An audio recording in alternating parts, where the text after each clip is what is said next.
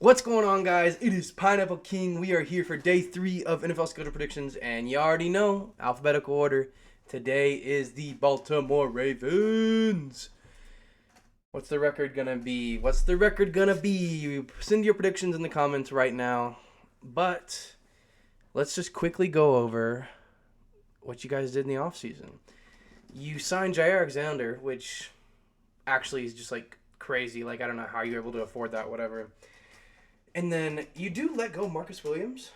So you're like, oh, what am I going to do without a safety? You draft Malachi Starks. If Malachi Starks is a star, oh my gosh. And he's looked good. He looked so good too. And you re-signed some good players like Ronnie Stanley. I think, man, I don't want to say anything right now because we're about to do it. But if you thought last year was good, look at this year's Baltimore Ravens. Let's get into the record predictions. Wow. This is the game of week 1. Like, to start football on Sunday with this, Sunday night football, Ravens, Bills, you couldn't ask for anything more. The two MVPs, the two elite AFC offensive teams. This is a toss-up game. I gave it to the Ravens. This is a toss-up game, though. Totally could be Bills, especially because it's at their house. But I think the Ravens are going to come out swinging, man. I think it's just going to be actually so nuts. That game is going to be so fun to watch and to bet on. Anyways, Cleveland Browns game 1 of 2. This is one of those teams, just like the Saints, where you play this team, you're getting a dub. You're getting a dub, especially if you're the Ravens. I don't care how decent their defense is. I don't care if Shedeur Sanders is the future. He probably won't even be starting by this point. Give me the Ravens by 24. Lions, wow. I mean, you guys have 2 tough games. You get a good break with the Browns being in between. That's kind of funny. But you're at home for the Lions, and I think you take a dub because of that. I think that helps. I know, ironically, the Bills are at home and you beat them there, but the Lions are going to be a tough team. Monday Night Football, you guys do perform whenever it's not on a Sunday, I feel like. Dude, and then you have to go play the Chiefs in Arrowhead. Oh, my Lord. But you beat them. You beat the Chiefs. It's a revenge game. A revenge game. I think that's actually also why I have you beating the Bills. Also revenge game. Houston Texans. Are they going to be good this year? Are they going to win the division this year? Are they going to regress?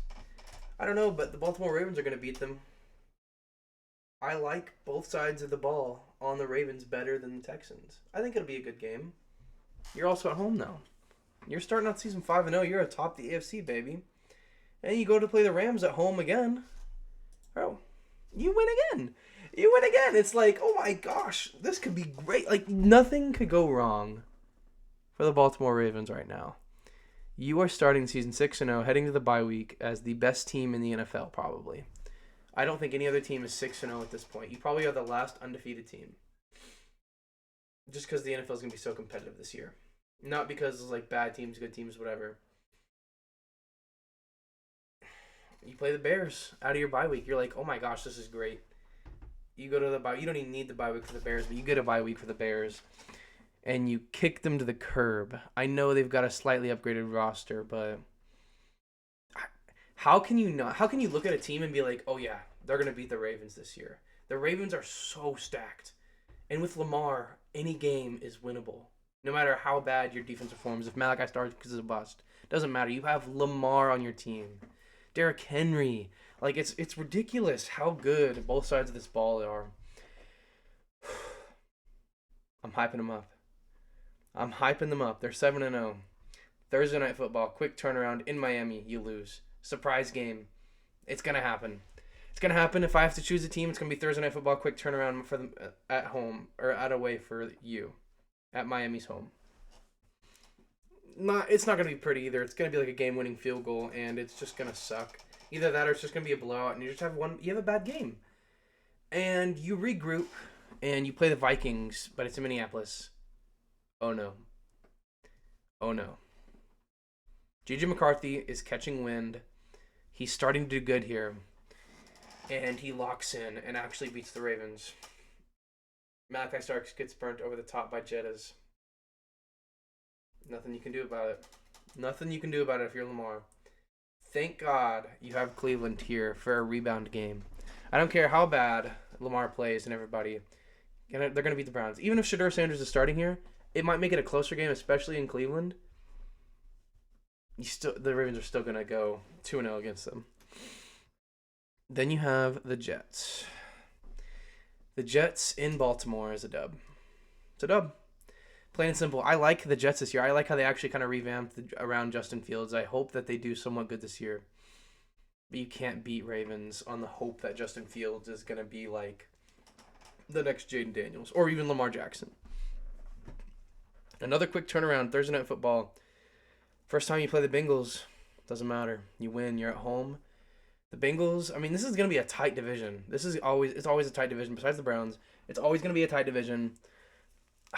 I mean, literally the Ravens have like the number one offense and a top 5 defense. It's just actually like, if you like compare each team side by side, it's so hard to pick like wins and losses here for the Ravens. It's ridiculous, especially when they're at home.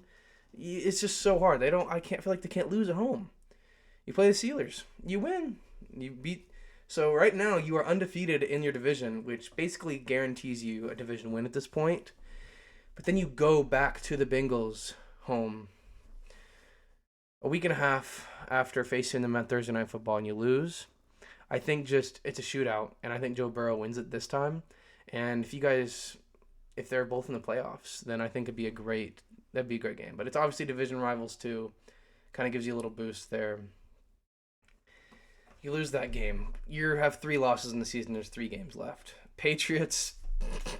Look, the Patriots might be good, but at this point, I think they're spiraling. I think Drake May might not be the answer. We'll find out. I think they need to help more parts of that team if Drake May is really going to be the answer, which they kind of tried to do, but not enough. In Lambeau Field, you're competing for a bye week at this point. You only have 3 losses. You're definitely competing for a bye week. And you're going to go in and beat Green Bay in a close game at Lambeau.